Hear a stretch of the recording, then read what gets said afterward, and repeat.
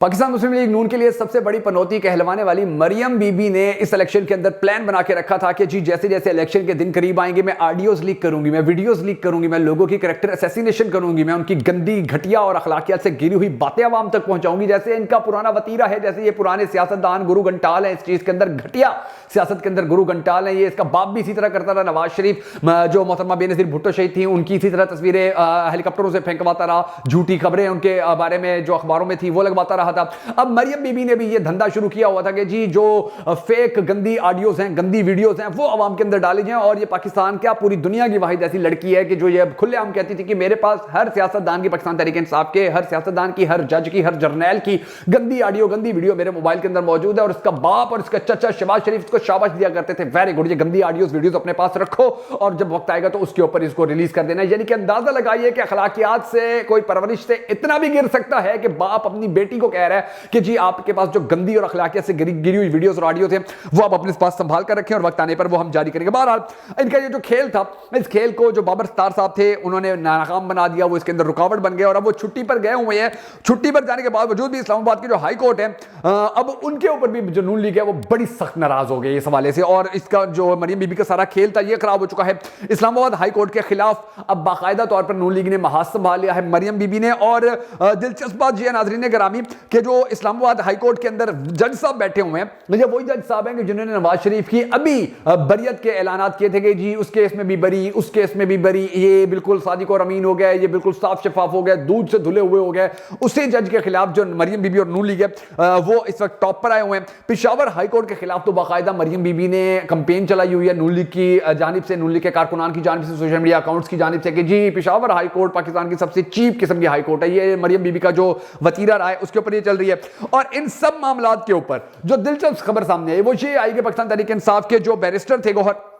उन्होंने मरियम बीबी की audios videos जो हैं वो ना सिर्फ जारी कर दी हैं बल्कि अपनी प्रेस कॉन्फ्रेंस के अंदर वो चलवा भी दी। पीटीवी के ऊपर भी वो वीडियोस जो थी मरियम बीबी की वो चलती रही कि किस तरह से ये अपने इस गंदे काम के अंदर गंदी ऑडियोज, गंदी वीडियोस के जरिए पाकिस्तान की सियासत को हैंडल करना चाहती थी, जजेस को ब्लैकमेल करती थी, उनको किस तरह से दबाव में लाती थी। और इसके बाद जब ये काम हुआ है तो जो नून लीग थी, जो मरियम बीबी थी, उनका फट्टा बैठ चुका है। उनकी जो बकरी थी वो ठुस, यानी कि बकरी इनकी मर गई है। और ये इतने बुरे तरीके से अब एक्सपोज हो चुके हैं कि पाकिस्तान की तारीख में इतना ज्यादा इंसल्ट किसी और सियासी पार्टी को इंसल्ट का सामना नहीं करना पड़ा था, इतनी बेइज्जती का सामना नहीं करना पड़ा था जितना नून लीग को करना पड़ा है। ये तमाम जो डिटेल है आज की इस वीडियो के अंदर इनकी मैं आपको दूंगा। मगर उससे पहले अगर आपने अब तक हमारे फेसबुक पेज बगा फैक्ट्स को फॉलो नहीं किया है तो जरूर फॉलो कर लीजिए। आपका ये जो क्लिक होता है, आपका एक क्लिक है, लेकिन ये हमारे लिए बड़ा इंपॉर्टेंट होता है क्योंकि हमें इससे सपोर्ट मिलती है, कॉन्फिडेंस मिलता है हमारी इस वीडियो को। अगर अब तक आपने लाइक नहीं किया तो लाइक जरूर कर लीजिए, कमेंट जरूर कर दीजिएगा, हमारी इस वीडियो को शेयर जरूर कीजिएगा। और अगर आप हमारी ये वीडियो यूट्यूब के ऊपर देख रहे हैं तो हमारे YouTube चैनल बगा फैक्ट्स को नीचे सब्सक्राइब का ऑप्शन आ रहा है, आपने सब्सक्राइब जरूर कर लेना। आपका एक क्लिक हमारे लिए बड़ी ज्यादा अहमियत का और बड़ी ज्यादा कॉन्फिडेंस का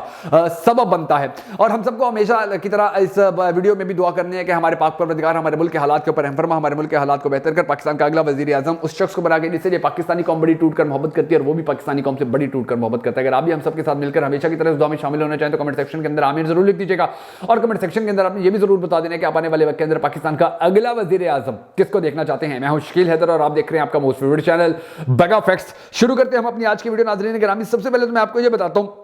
कि पाकिस्तान तहरीक इंसाफ जो हैं उन्होंने प्रेस कॉन्फ्रेंस की, उनके जो वकला थे उन्होंने प्रेस कॉन्फ्रेंस की और बल्ला छीना गया था उसके हवाले से। तो मरियम बीबी जो हैं उनके अंदर उस केस के अंदर के जो बल्ला छीना गया था और फिर पेशावर हाई कोर्ट ने वो बल्ला वापस किया। तो मरियम बीबी जो है उन्होंने बाकायदा तौर के ऊपर जो पेशावर हाई कोर्ट थी उसके खिलाफ प्रोपोगंडा शुरू कर दिया। और मरियम बीबी कहती है कि अगर पीटीआई के पास बल्ला होगा तो ये लेवल प्लेइंग फील्ड नहीं। अंदाजा कीजिए कितने खौफजदा हैं ये बल्ले से। अभी बल्ले के मालिक को छोड़ दो, इमरान खान को छोड़ दो, उसके वर्करों को छोड़ दो, उसके रहनुमाओं को छोड़ दो, उसके कारकुनान को छोड़ दो, उसके उम्मीदवारों को छोड़ दो। ये देखिए कि मरियम बीबी बल्ले से कितनी खौफजदा है कि मरियम बीबी कहती है कि पेशावर हाई कोर्ट ने बड़ा गलत किया है कि बल्ले का निशान इमरान खान को, पाकिस्तान तहरीक इंसाफ को वापस कर दिया है। और अगर इलेक्शन के अंदर बल्ला होगा तो फिर ये इलेक्शन लेवल प्लेइंग फील्ड के मुताबिक नहीं होगा, फिर ये दो नंबरी होगी, धांधली होगी, फिर ये बेमानी होगी। अंदाजा लगा लीजिए कि ये कितने अखलाकी तौर पर तो गिरे हुए थे, अब सियासी तौर पर भी कितने बुरी तरह के गिर चुके हैं। अब इसके बाद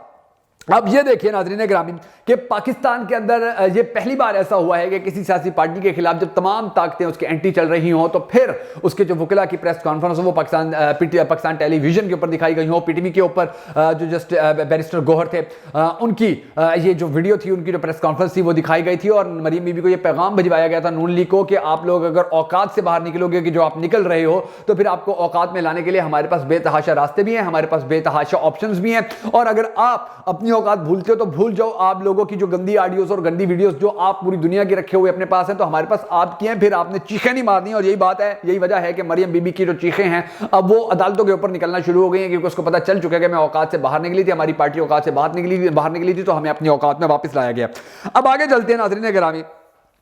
कि अब बल्ले का जो निशान है इसको छीनने के हवाले से जो कोशिश है वो आज भी जारी है और प्लान ये है कि पाकिस्तान तहरीक इंसाफ से बल्ले का निशान छीन लिया जाएगा, फिर इनको आज़ाद उम्मीदवार के तौर पर इलेक्शन लड़ने के लिए मजबूर कर दिया जाएगा और जब ये आज़ाद उम्मीदवार के तौर पर इलेक्शन लड़कर जीत जाएंगे तो दोबारा से फिर इनको पाकिस्तान तहरीक इंसाफ की एंटी जो हुकूमत बन रही होगी उसके अंदर शामिल करने के लिए उसी तरह मजबूर किया जाएगा जिस तरह से अब पाकिस्तान तहरीक इंसाफ छुड़वाने के लिए प्रेस कॉन्फ्रेंस का एक जमाना चलता रहा था, तो इलेक्शन के बाद भी प्रेस कॉन्फ्रेंस का एक जमाना चलने का प्लान बनाया गया कि जिसके अंदर फिर लोग जो है पाकिस्तान तहरीक इंसाफ के आज़ाद उम्मीदवार जो होंगे जीतकर वो इस्तेकाम में पाकिस्तान पार्टी के अंदर जाते नजर आएंगे, नून लीग के अंदर जाते नजर आएंगे और ये चीजें जो है पाकिस्तानी कौम को अब बड़ी अच्छी तरह समझ आना शुरू हो चुकी है। पाकिस्तानी कौम इस हवाले से बड़ी ज्यादा एक्टिव भी हो चुकी है और यही वजह है कि जो नून लीग है अब वो इन चीजों को क्लियर करने के लिए अदलिया के ऊपर हमले कर रही है, अदलिया के खिलाफ बातें कर रही है, अदलिया के खिलाफ प्रोपेगेंडा कर रही है, बयानियां बना रही है, अदलिया के खिलाफ आवाजें बनाने की कोशिश कर रही है। और सिचुएशन ये है कि इन हालात के अंदर जो गौहर साहब हैं, बैरिस्टर गौहर साहब, उन्होंने मरियम की वो सारी वीडियोस चला दी हैं, जस्टिस मुजाहिर नकवी हो, आसिफ सईद खोसा हो, साकिब निसार हो, जस्टिस इजाजुल हसन हो,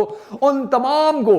मरियम बीबी ने जिस तरह से धमकाया, जिस तरह से उनको ब्लैकमेल करने की कोशिश करती रही है, मीडिया के ऊपर आकर उनके खिलाफ प्रोपेगेंडा करती रही है। तो अब जो मरियम बीबी का ये प्लान था कि वो जस्टिस जो जितने भी चीफ जस्टिस होंगे, जितने भी जजेस होंगे, उनको ब्लैकमेल करके अपने नीचे लगा लेगी, उनको ब्लैकमेल करके अपनी मर्जी के फैसले करवा लेगी, तो मरियम बीबी का ये प्लान तो सारे का सारा चौपट हो चुका है। जस्टिस गुल हसन साहब जो हैं उन्होंने भी अब वाज़ेह तौर पर यह कह दिया है कि इमरान खान को आज़ादी दी जाए, उनको इलेक्शन लड़ने के लिए फैसिलिटेट किया जाए, तो जो मरियम बीबी और नून लीग है वो अब इनके खिलाफ, जस्टिस गुल हसन के खिलाफ चढ़ दौड़ी है। हालांकि जस्टिस गुल हसन के भाई पाकिस्तान मुस्लिम लीग नून के एमएनए रह चुके हैं, जस्टिस गुल हसन के जो वालिद गिरामी हैं पाकिस्तान मुस्लिम लीग नून के मरकजी रहनुमाओं में शुमार किए जाते हैं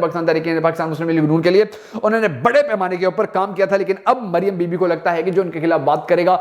उसको उसी तरह ही ब्लैकमेल करना शुरू कर दिया जाएगा, जैसे इन लोगों ने जज अरशद मरहूम की जो ऑडियोज और वीडियोस थी वो जारी करना शुरू कर दी थी। और ये मरियम बीबी को लगता था कि बंदों के मरने के बाद भी जो ऑडियोज और वीडियोस हैं वो अपना असर रखती हैं।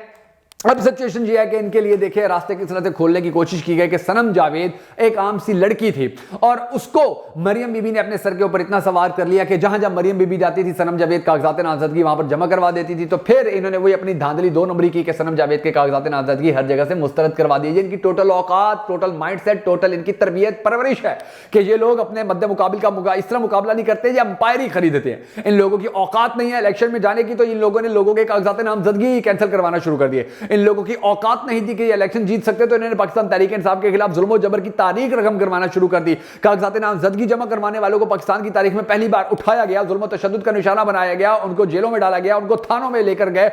टीवी मीडिया के ऊपर ये सब कुछ होता रहा सिर्फ इसलिए कि पाकिस्तान मुस्लिम लीग नून जो थी वो इलेक्शन के अंदर पीटीआई का मुकाबला नहीं कर सकती थी, तो इन्होंने औचे हथकंडे जो थे उनको अब अपना सहारा बनाया। मगर ये चीज भी अब इनको ज्यादा कामयाबी की तरफ नहीं लेके जा सकती है। अच्छा, इसके बाद